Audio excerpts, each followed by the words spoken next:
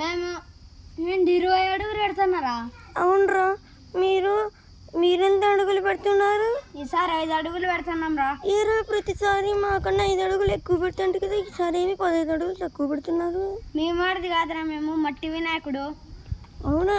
అయితే నేను పెద్దది పెట్టచ్చు కదా. ప్లాస్టిక్ వినాయకుడు అన్ని నీళ్ళ వల్ల కలుషితం అవుతాయి. నీళ్ళల్లోకి వేస్తే అవి తొందరగా కరిగిపోవు. మీరు వేసిన వినాయకుడు తొందరగా కరిగిపోక చేపలు చచ్చిపోతాయి. మేము వేసిన వినాయకుడు 1 గంటకే కరిగిపోతుంది. అలాగా? అయితే మీ పని మీరు చూసుకోండి రా. మొత్తం మా బ్యాచ్ దగ్గరకు వచ్చారనుకో తంతాం. మీతో మాకేం పని రా. తొక్కలో మీరు పెట్టే ప్లాస్టిక్ వినాయకుళ్ళు. మేమైతే బాగా మంచి మట్టి వినాయకులు పెడతాం. పక్కా బాబాయ్.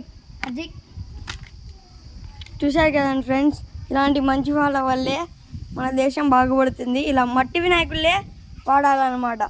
మనం ఇలాంటి ప్లాస్టిక్ వినాయకుల్ని వాడకూడదు. అర్థమైంది కదా? Bye, subscribe.